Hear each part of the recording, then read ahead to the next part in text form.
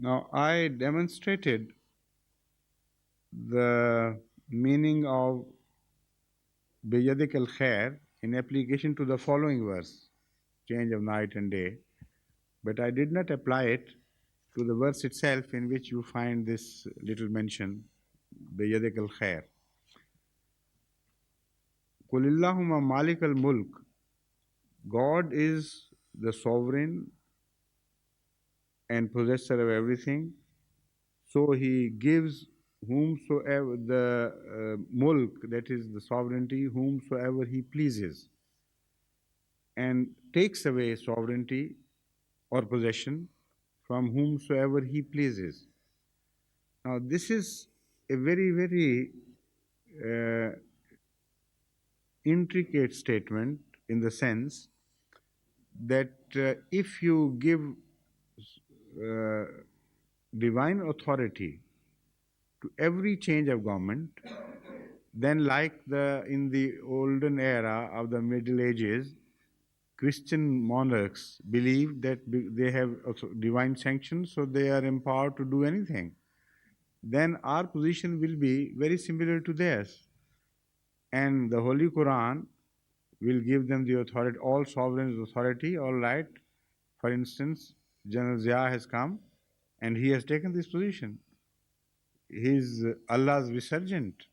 He is there to do things for the sake of God. So his appointment would be justified under this verse. So this is a very difficult verse, and this should be well understood before we proceed further. Otherwise, this will lead you into many problems and difficulties.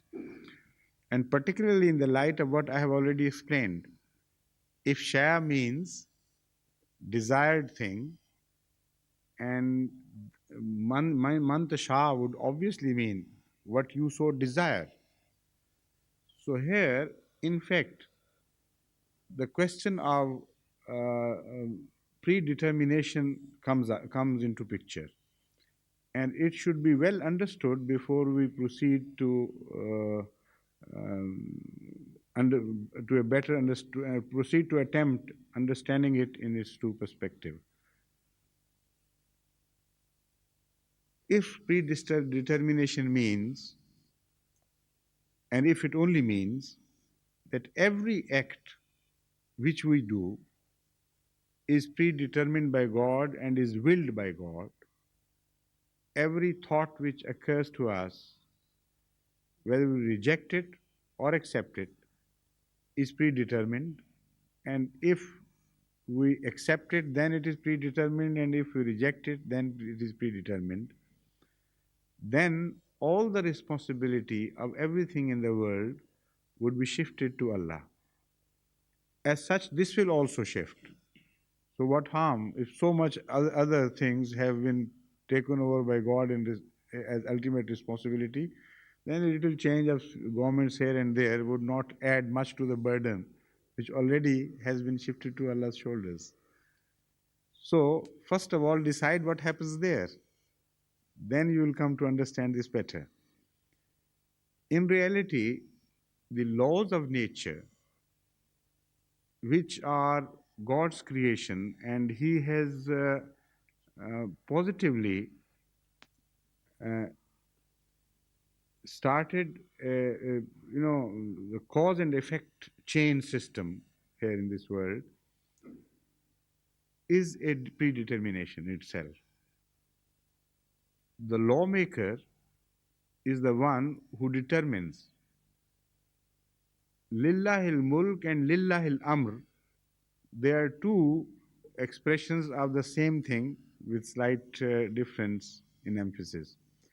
Lillahul mulk means everything belongs to God. Lillahil amr means every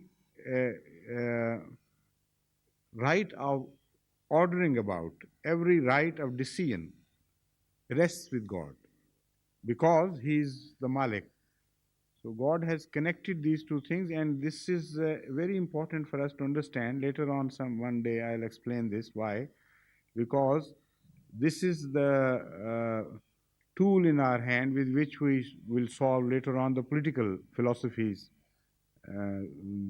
which have become so debatable in the modern times. But here, let it suffice that Lillahil Amr and Lillahil Mulk are very closely related. So, whenever you have a possession, you are bound to create certain rules and regulations. And you are bound to see that those who break the laws suffer and those who follow the laws benefit from it, or at least avoid suffering. If the laws are good and meaningful and wise, then this should be the result and no other result can be conceived. If somebody is a sovereign and he devises rules and regulations and laws, be it democracy or whatever name you may give it, then if they are wise and well understand the nature of subjects to govern which they make the laws, then the result must always be good. That is the point. So, if God is the sovereign in this respect and He makes the laws governing the whole universe and also the human affairs and human psyche, etc., then whoever disregards those laws and violates those laws must suffer. And whoever follows them must receive benefit from this. This is a law which nobody can change if everything else given, which I have mentioned, is good. So the net result of this is that a wise uh, conceiver of a plan of things and the one who gives the law, his actions are good in the sense that if you follow his instruction, then you reach the good. If you defy the instructions, then whatever you believe, this is your own fault. Whatever you reap, this is your own fault, not the fault of the one who made those laws. So, in this sense, is this statement. This statement should be taken in the light of all this. There are laws of Allah operating in this world regarding rise and fall of people. And there are certain people who follow those laws and they rise to a degree, rise to a position of sovereignty in their own respective measure of success, which may be very wide, may be very small, but that is neither here nor there. Kingdoms and sovereignty are distributed by God, not from nation to nation and person to person like this. They are distributed by God through certain laws governing these affairs. And those people who follow those laws may come up. Now, if they come up correctly, then of course goodness will follow. But if they come up, for instance, by violation of those laws, sometimes they also come up with the violation of those laws. Then we see that evil is spread. But that will not be attributed to God because they did not attain sovereignty through following Allah's will. So there are two types of sovereigns. Those who are good sovereigns in the sense that they had right to come into power, and those who are wrong sovereigns in the sense that they did not have any right to come into power. So if you include both the types of the sovereigns in this verse, then there is no explanation with us. Then Allah will be held responsible for that and Allah would be calling it good. Then there will be no order left at all in the whole human affairs. So that is what I am pointing out. What Allah is telling us here is this, that I have made certain rules and laws which you must follow.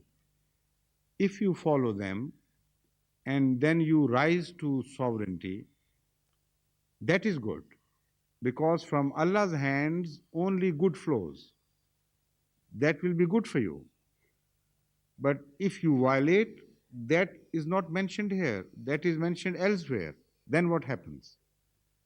But incidentally, one can say that is also mentioned that those who usurp powers, Allah, Allah's laws start operating in a manner that sometimes he doesn't discern.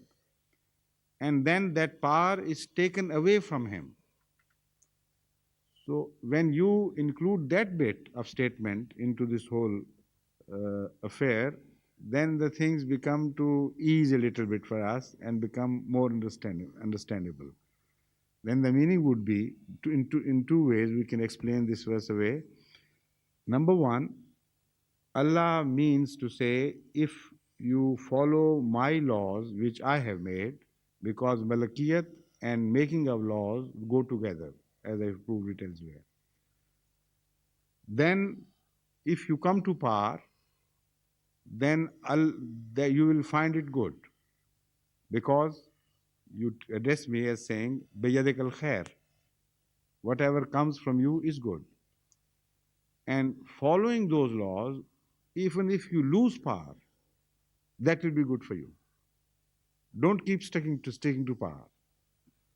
For instance, you find this in the advanced nations, the wise people of earth, like here in England. If they commit mistakes in running the government and they find that they can no longer hold that power logically and justifiably, they quit. And their quittal in this respect is always good. It's not a shar. So, in following this line of argument, then things become clear. That what Allah says is, you follow my rules and regulations, I am the monarch, and you will be answerable to me. As that, by following my rules, my dictates, if you attain power, that power will be good. If you lose power, that losing of power will be good. Secondly, as I mentioned earlier, it may mean that if some people attain power by violating Allah's laws, they don't stay much longer. Such people are bound to be destroyed. And they go away, and other laws of Allah come into operation. And if they have been cruel to others, other people come who are cruel to them. And the cause of effect chain takes over, so that after every crime, a new criminal is born, and this system of punishment is good. Not that evil in itself is not good, but this system of reckoning and the system of punishment is good to give us wisdom and better understanding of our affairs and add adulthood to mankind. This phenomenon has been mentioned elsewhere in the Holy Quran, where Allah says, "Inna Allah la yughayyiru ma biqawmin hatta yughayyiru ma bi anfusihim. Wa iza arada Allah biqawmin suwan fala maradda lahu wa ma lahum min dunihi min wal." That inna Allah la yughayyiru ma biqawmin hatta yughayyiru ma bi anfusihim. In another verse, similar subject is discussed with one addition, that God does not change, the meaning is, God does not change a people unless they change themselves. In what sense? The other verse throws more light. I don't remember that particular verse here, so I didn't mention that. But that makes it further clear. It says, Allah does not change the people whom He has bestowed some nema, and does not take that nema away until the people change themselves. So, in the light of this, because Al Mulk is also a nema, it's a blessing of God, and as such, the meaning here would be, when Allah bestows kingdom to someone, those who get a kingdom or sovereignty through following Allah's rules and regulations, which are dictated by religions. For instance, dictates of morality and righteousness and what is right and what is wrong, and the sense of right and wrong is duly correctly understood, and then people rise to power. Then the meaning would be Allah sees to it that they remain in power as long as they are good. Nobody can ever change them. So there is one guarantee here in this verse that those people who rise to power and serve the cause of the people of Allah's servants and their countries, etc., in the manner as Allah desires, and they don't change. That is to say, the sovereignty does not get into their heads. Absolute power does not corrupt them absolutely, that sort of thing. Then Allah sees to it that their kingdom is never broken and they are given an everlasting kingdom. But when they begin to change, corruption begins to enter and they begin to ripen into evil people, then Allah takes away their sovereignty. Now, that the first act is also good, the second is also good. If such a people who have become evil remain in power, then that is not good for the people, for the mankind. So sovereignty is taken away from them if they are bad. That of course happens everywhere. I mean, initially if they were bad, the sovereignty would be ultimately taken away from them, but in a different manner. Initially, if they were good, then their sovereignty will be snatched away from them. Now, these are the two different situations. Because they are very delicate subjects, I have to explain them further to you so that you fully understand. Because this verse is highly important for us in the modern times, because the people who attack Islam in the light of the modern philosophies and sciences will question you on these things positively if they come across these verses and begin to ponder over this. These are the questions which are going to be made subjects of discussion, of course. So we better thrash them out fully and truly understand their import. So as I said, two possibilities. One, people who have come to power with Allah's grace, that is to say by following His laws, they don't break any laws, they rise to power because they deserve. By serving the cause of the people, by becoming popular, for instance, in democracy, through the right means, by not deceiving the people and being devoted, they would rise to the power. Normally we see that such people also go away. There is no guarantee for their staying. And one thing which this verse is telling us is different from this. What Allah says is that such people, if they remain good, will not be removed. A sort of immortality can be gained here on this earth if you follow the desire of Allah and the dictates of God. Then people will not remove you. Whenever the governments change, you are bound to find there some change of heart or some change of mind or some change of practice of that government from the time when it came into power. They start getting corrupt. They start getting changing things. They begin to sit as if begin to rule as if they were the real sovereigns and the people were no longer sovereigns. They ignore people's wishes and become dictatorial and despotic in their behavior. When this begins to happen, then Allah's rules, of course, again operate and they are removed. But if they don't change, then Allah will not remove them, because if they are good people and they remain good and they are changed, then you can't find at the end of this, بَيَدِكَ الْخَيْرِ. How can you address God a God which changes even good people, snatches away power from the good people. Because you snatch away power from the good people, so you are a good God. How can you say that? So it would become a self contradiction. So therein lies that guarantee. This is what I'm pointing out. Once I advised some people in Pakistan as well. They were very popular ones, and they came into power through normal democratic procedures. And because they were popular and they didn't do any rigging with the polls or anything wrong, they genuinely deserved that. After some time, they started changing. And when they started changing, they started also deceiving people. They came with different intentions and different claims and started doing things contrary to what they had claimed earlier. And also, they started intending rigging of polls at various stages.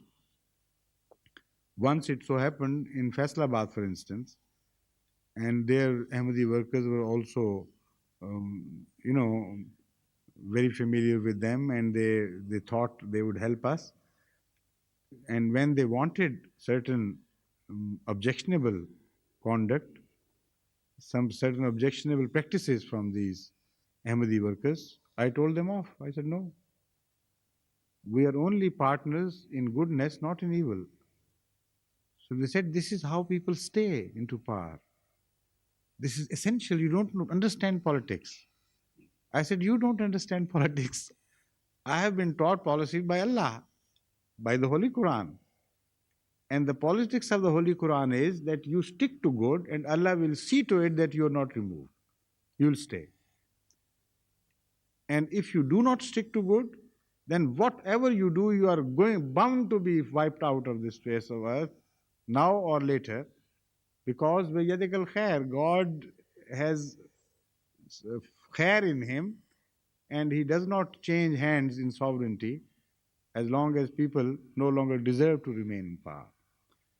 Now, because this sovereignty, the word sovereignty is not only applicable to the material world, but initially, as I said, I told you, and more importantly, this word mulk applies to the heavenly kingdom, prophethood, and people who are born out of prophethood and are given rise. So there is a lesson for us. The greatest heavenly kingdom came into being at the time of Hazrat Muhammad Mustafa sallallahu alaihi wasallam. Had those people who followed him remained good and pure, remain sticking to the good values which have been granted to them, that is Nema of Nabuwa, it would have been impossible for the Muslim empire, spiritual as well as the material, to ever fade away. This was a guarantee against that.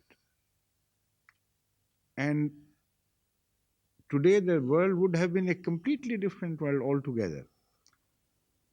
So when we find the Muslims in a very sorry state of affairs today, morally as well as economically and politically, etc., then the only conclusion we can draw from this is that they changed themselves and they no longer deserved all that. So the corollary of this verse is exactly the opposite. If you believe in predetermination, then all the blame shifts from your shoulders to Allah's shoulders. If you begin to understand in the light of what I have said, all the blame shifts back to your shoulders, and Allah is not responsible for anything which you do, because it is you who do it, and you are responsible for the change of hands in governments and in spiritual predominance, etc. Now, there is a lesson for us to draw from this situation. We are going to repeat history in a manner that we wish only half of history is repeated and not the rest of the half. We have been instated in the spiritual kingdom with the grace of Allah. And if we stick to these values and be more faithful to Islam, then I assure you immortality. There won't be any change whatsoever. The moment you forget this and you consider yourself to be, uh, you know, deserving of all this, as if these things, these nemas, which have been given to you by Allah, were your right. The moment you begin to think of this or behave like this, then the process of deterioration would take over, and everything will ultimately be destroyed. So this verse is a very, very important verse. It deals with the rise and falls of empires, spiritual and carnal. And the main secret is you have to remain good. That is all. Good in worldly affairs or good in spiritual affairs, and that is the guarantee. No other hanky panky, no other trickstery is required. So this verse is a philosophy exactly opposite to the Machiavellian view. Machiavelli uh, thought that you can only remain in power if you are unscrupulously corrupt and cruel. Although many people today do not believe in Machiavellian philosophy openly, but all the politics of the world is following Machiavelli.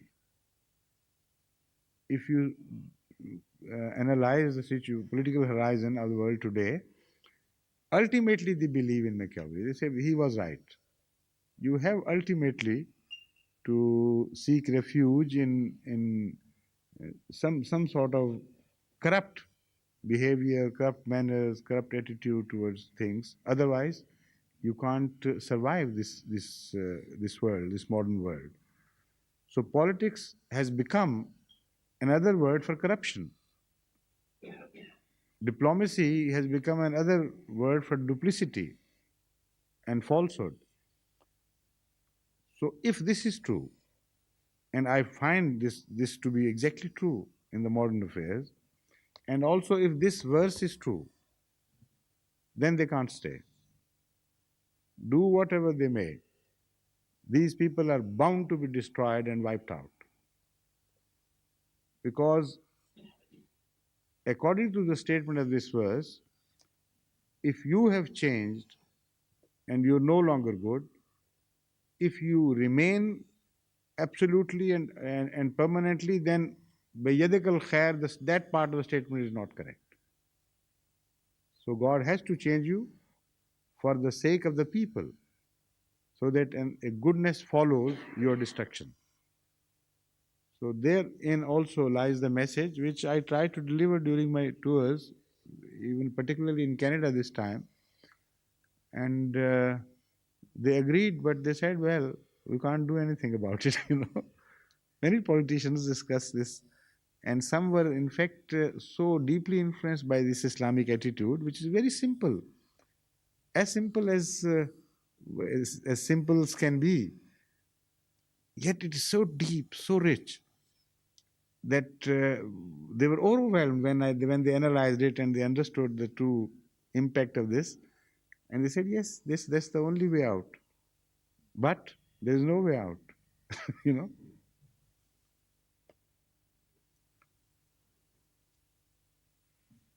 Here again, I have collected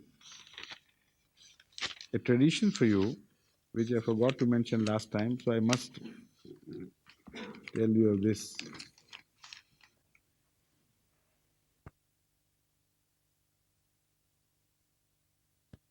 We have heard so much about Isme Azam, the greatest name of God, the greatest attribute of God.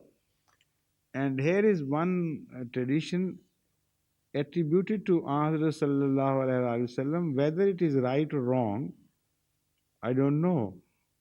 But here, the Isme Azam is mentioned not as somebody's opinion, some scholar's opinion, but it is said that Hazrat Rasul Akram sallallahu alaihi wasallam once mentioned that great attribute of God, with the help of which, if you pray to God, it will never be rejected, is in this verse, Kulillahumma Malik al Mulke, Totil Mulka Mantashao. So now it's up to you to derive your own conclusion. What is the Isme Azam of God? But don't forget the presence of the word Allah. But you will say then, this word Allah is oft repeated in so many other verses. So also Malik is repeated in so many verses. Why should Rasulullah have chosen this particular? And also because Durre Mansoor fi Tafsir al-Masur was collected, Allama Jalaluddin Suyuti's book was written much later, and no authentic uh, book of traditions has been quoted. Only Tabrani is quoted, which is, I think, more of a historical book than a book of tradition. What do you think? It is a book of tradition, but written much later. On any narration which came their way, they reported like a history. So I wonder if it is correct or wrong, but I thought you should know it. Another tradition regarding this would be very much welcome by many among us today, because so many of us always suffer from one financial problem or another. So here seems to be a sort of panacea for them.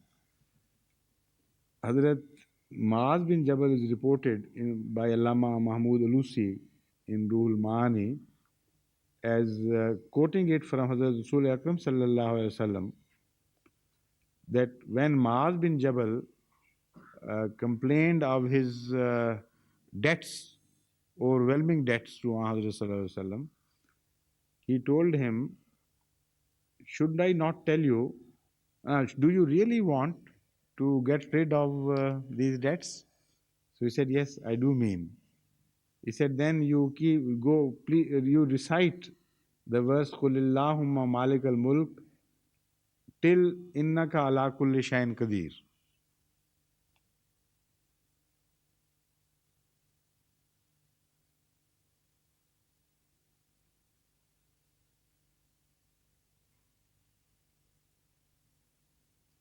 And then afterwards, you pray to Allah in the following words. That's not all. First, you recite this, Innaka ala kulli shayin qadir, up to Malik al Mulk, the full verse. Then you pray, oh my God, you are Rahman, that is the most beneficent, not only for this world, but also for the world to come, for the hereafter.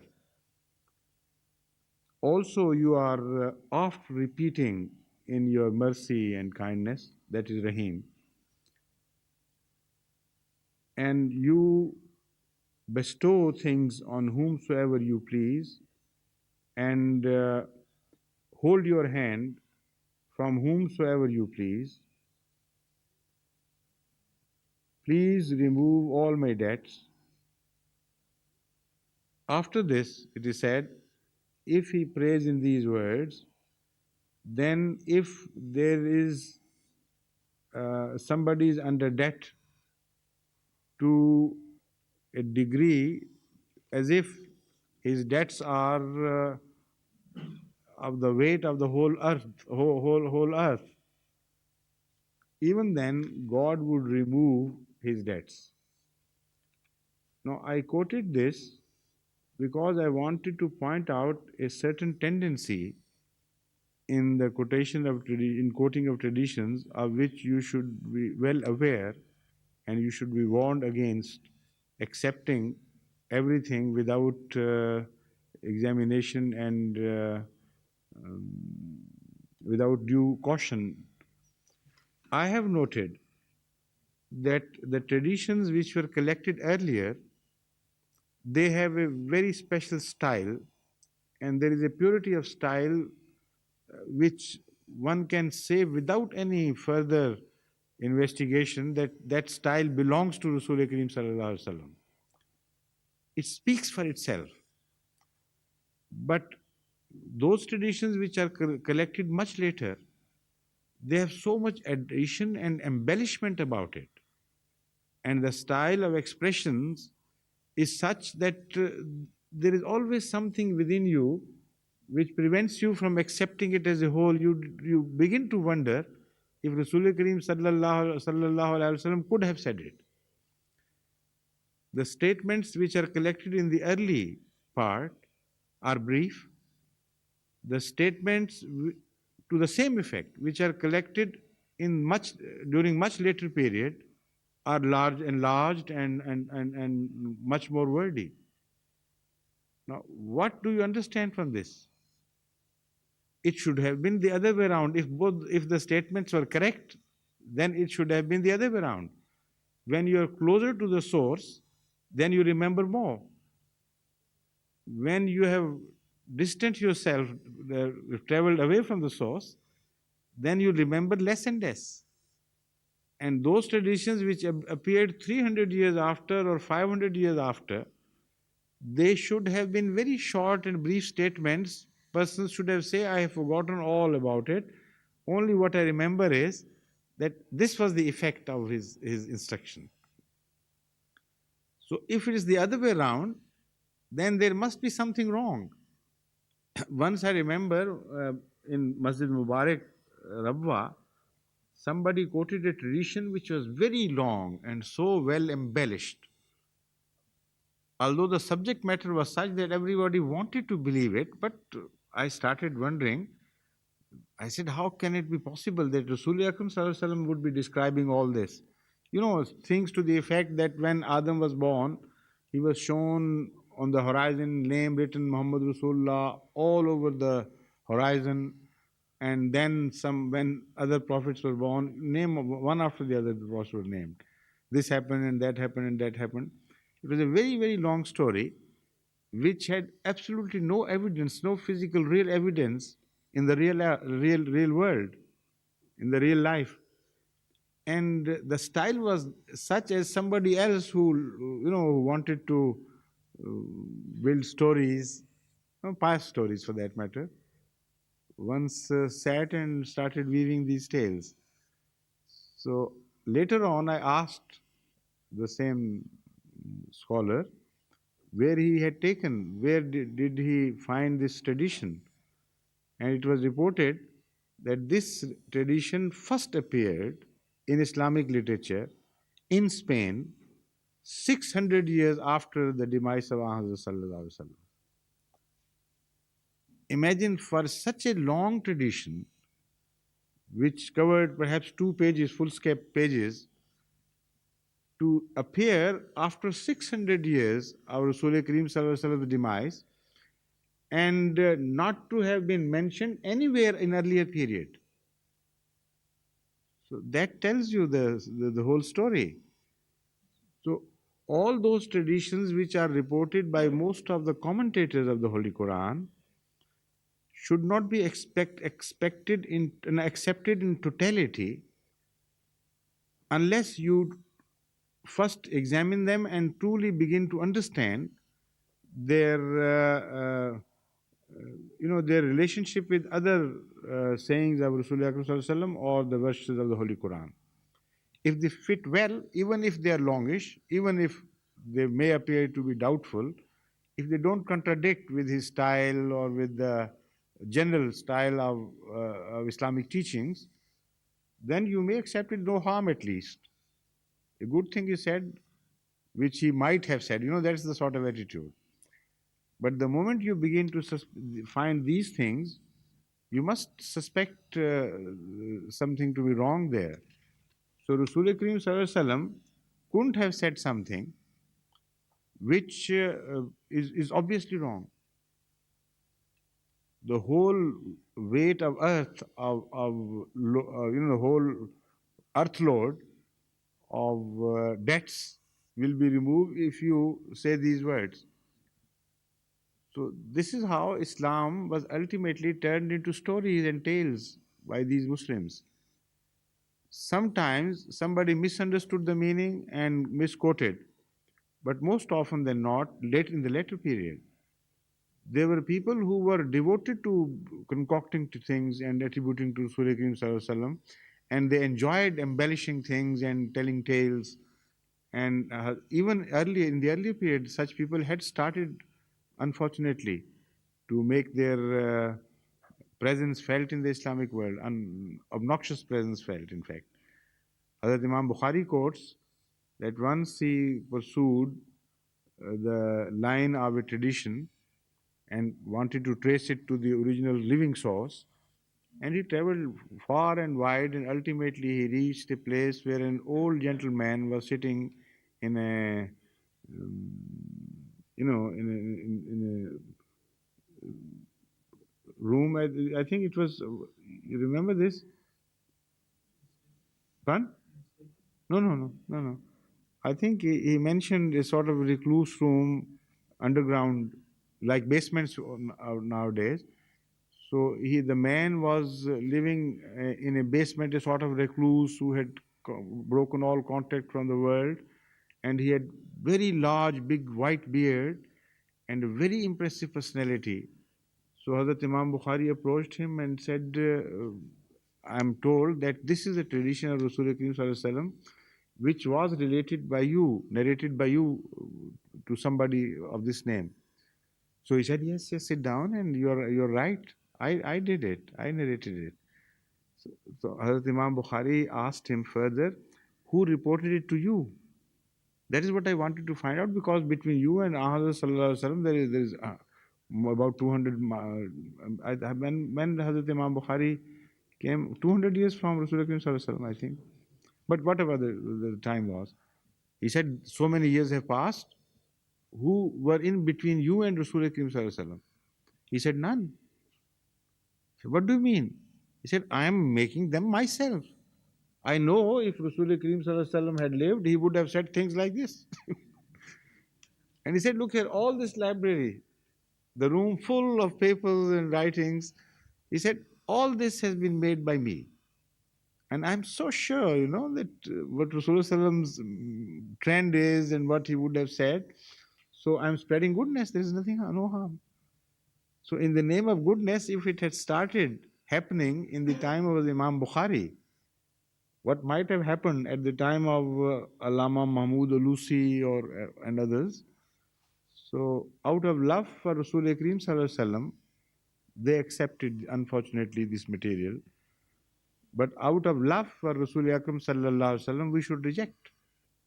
Because anything which is deprived of common sense, which God has given us, could never have been said by Rasulullah Kareem Sallallahu Alaihi Wasallam.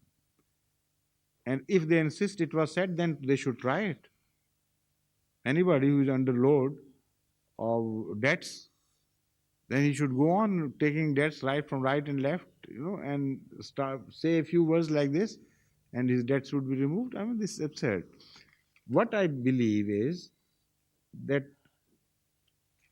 Rasulullah Kareem Sallallahu Alaihi Wasallam wanted to point out to the meaning of this verse, قُلِ اللَّهُمَّ مَالِكَ الْمُلْكِ تُؤْتِي الْمُلْكَ مَنْ تَشَاءُ وَتَنزِعُ الْمُلْكَ مِمَّنْ تَشَاءُ, and wanted to point out that you follow the rules dictated in this and the philosophy mentioned in this, then you will never go under debt. And if you go after, making your life subservient to the dictates of this verse, making your day-to-day behavior and financial dealings subservient to this verse, then even if you come under a load of debts, they will be repaid. Now, the word Malik is the key.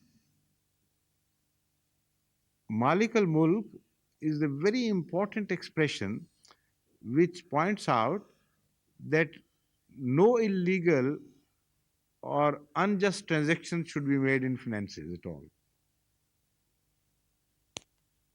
you can't give of which you don't possess, potentially or virtually, literally or metaphorically, whatever meaning of possession you understand. Things which you cannot possess or do not possess, if you act as if you possess them, then you are bound to suffer. So some people borrow beyond their capacity. That is to say, they want to become Malik al Mulk, while it is Allah who is Malik al Mulk. And if you always remain within your capacity and borrow only to that extent which you can pay back, then neither you can suffer nor the society can suffer under neck breaking or back breaking debts. What happens in the modern days is that nowadays they have applied these breaks to this free borrowing by asking you to pledge some real estate against your borrowings from the bank. Now, this is the principle involved, in fact. You can't borrow what you do not possess or the value of which you do not possess. The moment you do it, you enter a state where you can't pay back your debts. So this lesson was taught by Ahmad sallallahu alaihi wasallam to somebody, and the rest was built around it, by way of embellishment. And a few words were added and said, all right, you do this, and the result would be that whatever you borrow irresponsibly, without regard to your own capacity to borrow, that will be finished. I mean, that load will be taken off from you by Allah. So, such traditions, again, the lesson is, should not be rejected altogether.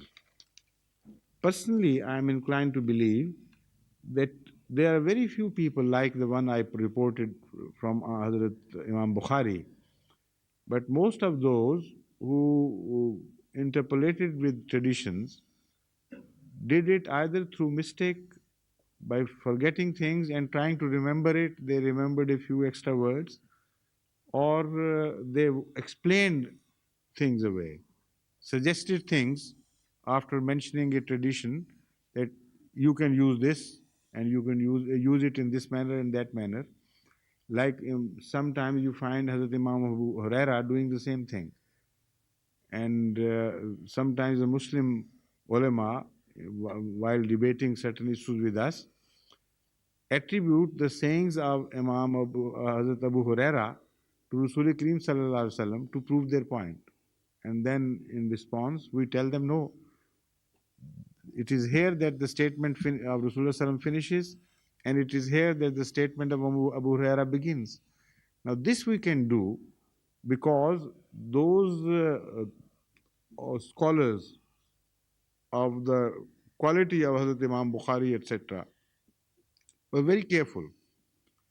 And if not one, the other did mention that this is the statement of Rasulullah, and that statement is the statement of the narrator and not Rasulullah.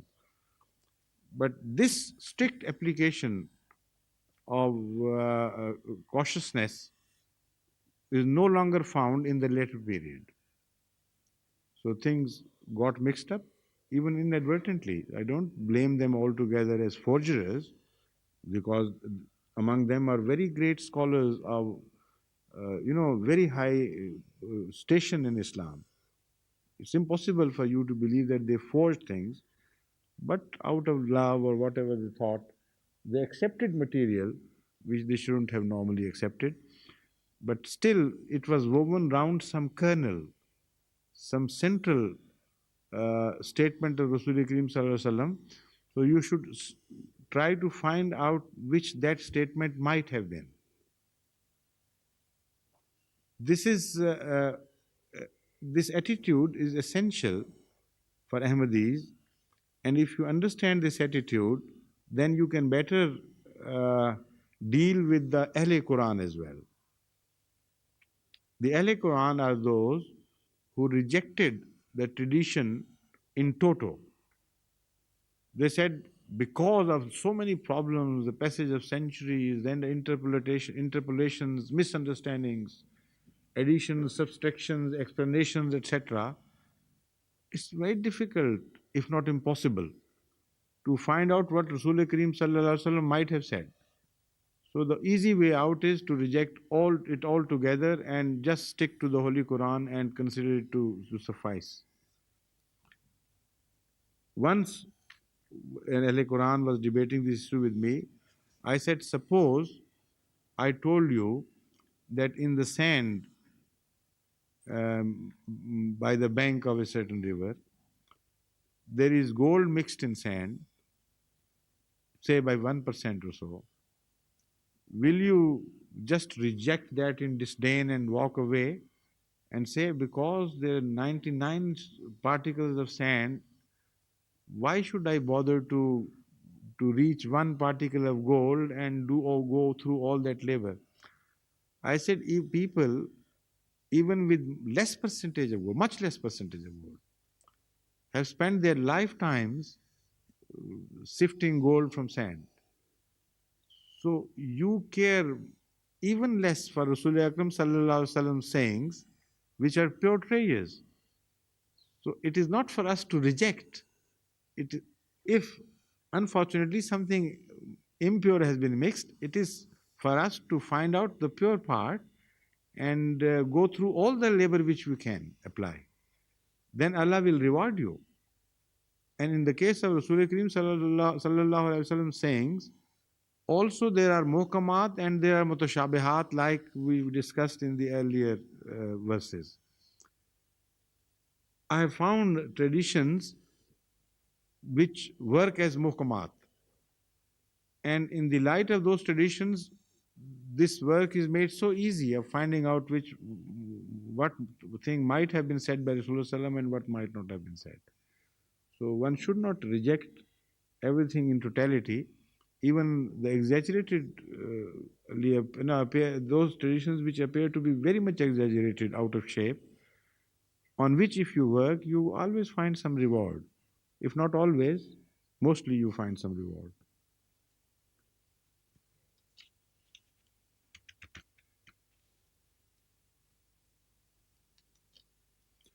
Now, تولج الليل في النهار وتولج النهار في الليل وتخرج الحي من الميت وتخرج الميت من الحي وترزق من تشاء بغير حساب. That you enter day into night and night into day, in the sense, as we understand in English. In Arabic, apparently it is said the other way around. You enter the night into day, that is to say, you make the night disappear into day. So what results is the day. Immediately after it, it said, وَتَرْزُقُ مَنْ تَشَاءُ وَتُخْرِجُ الْحَيَّ مِنَ الْمَيِّتِ وَتُخْرِجُ الْمَيِّتَ مِنَ الْحَيِّ وَتَرْزُقُ مَنْ تَشَاءُ بِغَيْرِ حِسَابٍ. And you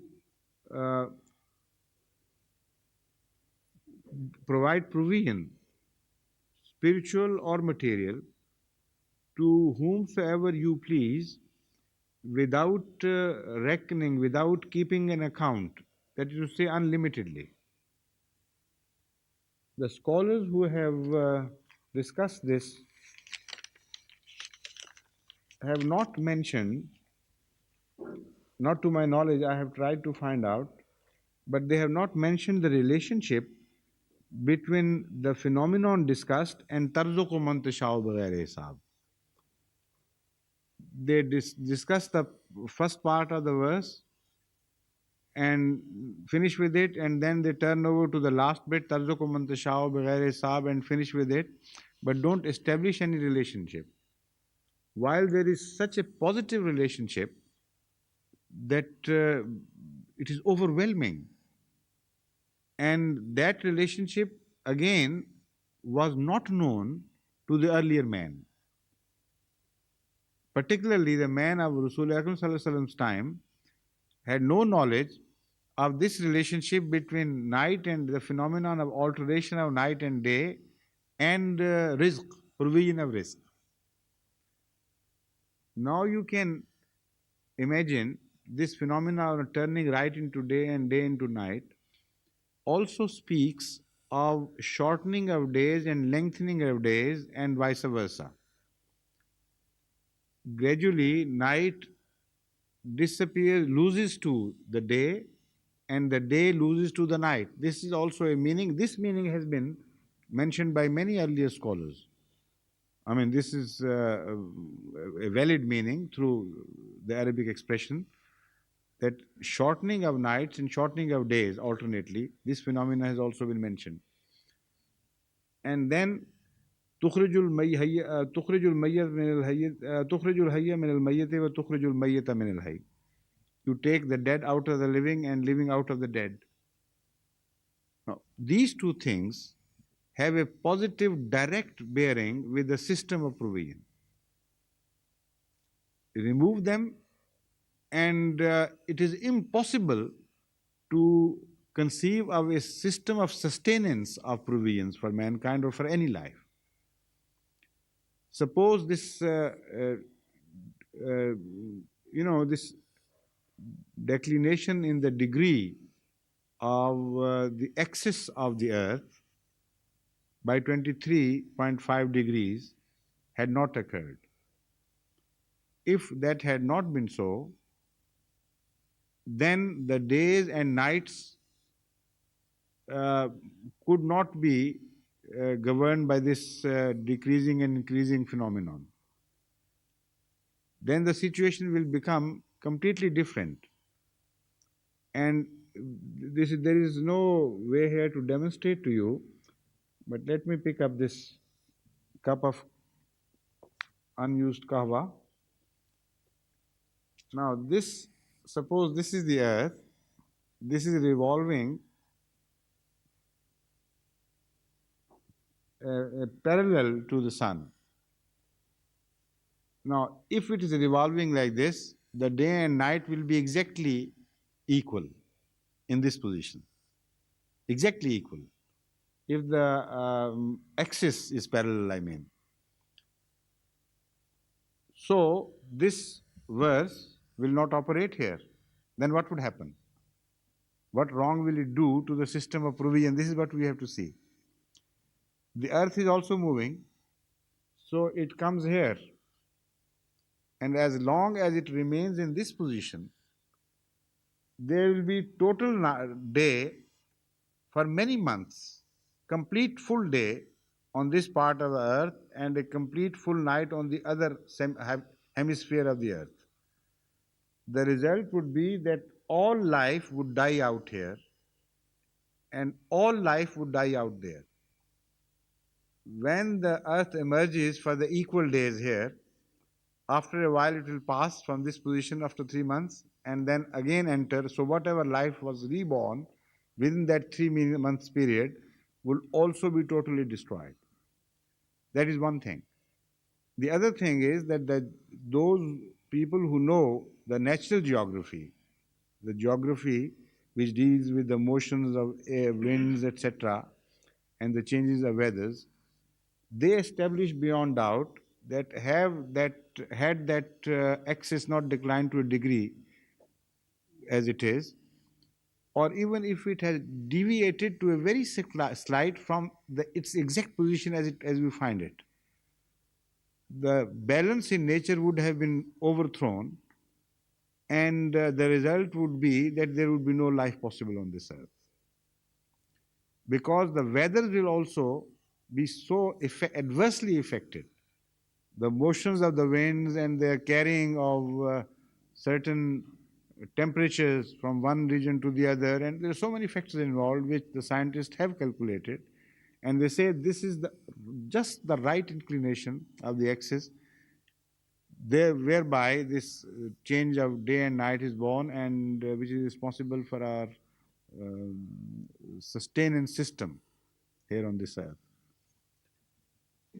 And as far as the turning of life from death and death from life is concerned, this is also highly important. People think that what is important is to turn the life from the dead. They forget that if it was a one way road, after a while we'll be left without provisions, completely entirely. The other system had to be born along with it, not accidentally, but to a degree that they exactly equaled each other.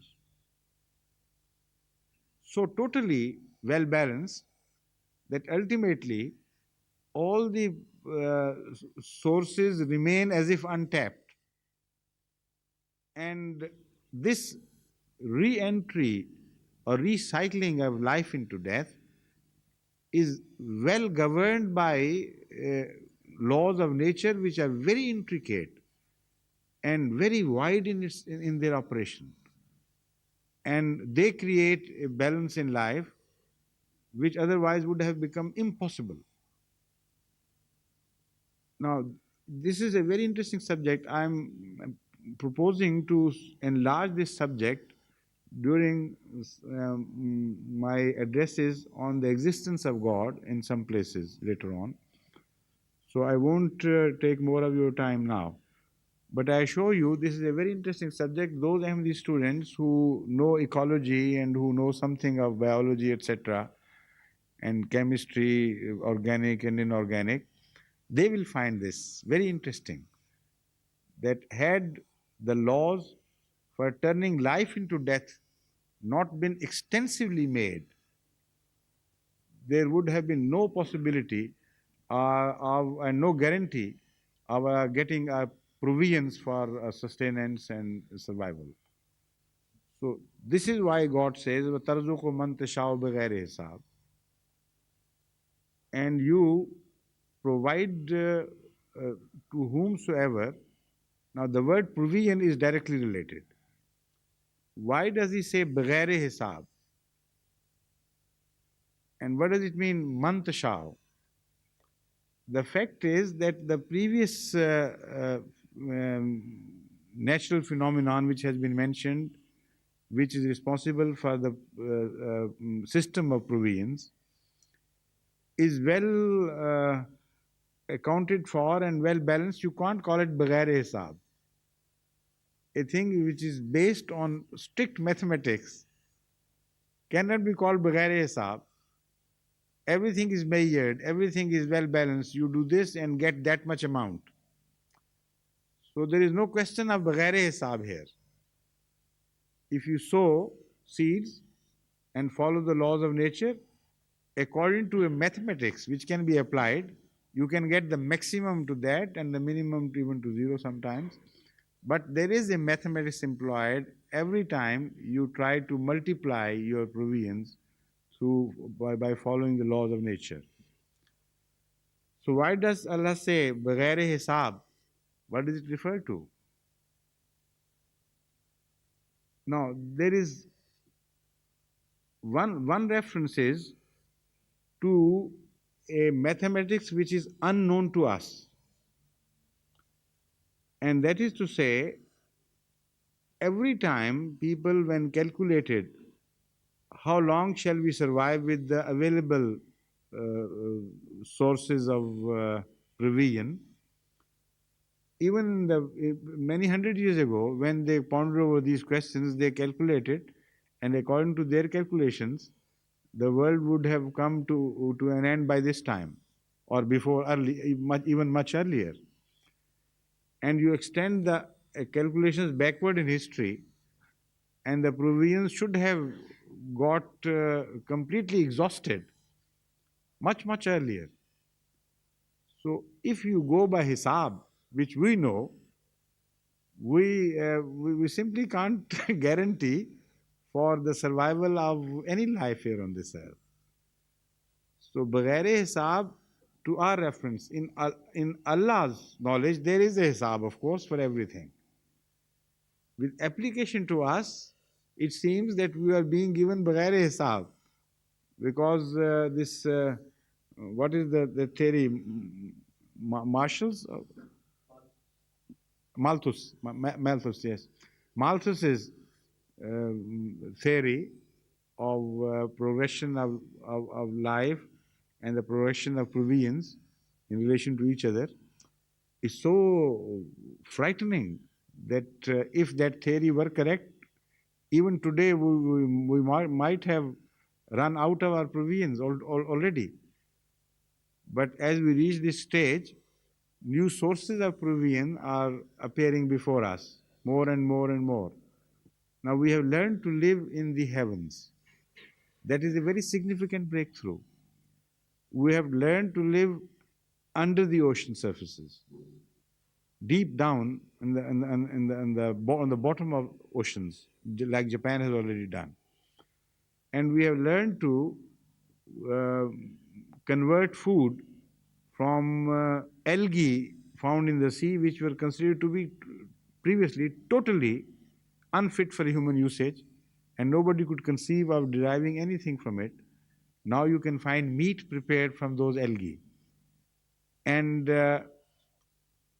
we are being ushered from one stage to another, but at every stage, we, according to human calculations, our mathematics should tell us that that is the limit, and after that, no survival.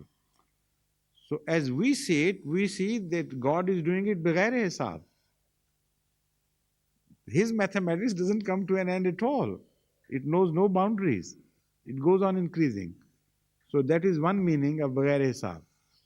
The other meaning is applicable to the spiritual world.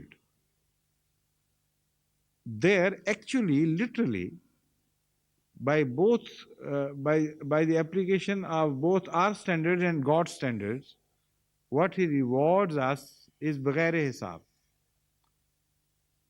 Our good deeds here are limited, small. Also, unfortunately, they are not perfect in most cases. And the reward is an unending heaven and a life of ease and peace and Allah's love. Now, what relationship is there between the labor and the reward? No, none whatsoever. So it is بغیر حساب.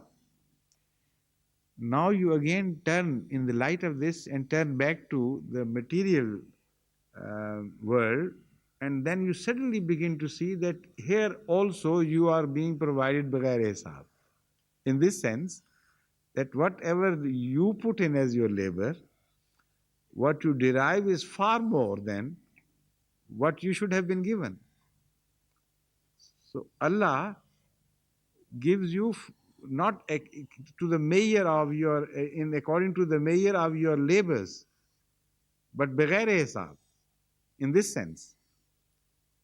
And when you go back into history of mankind, before mankind was ever even born, came into being, then you begin to see that you are given those things in which you did not play the least part. You could not play because you were not born, you were not existent.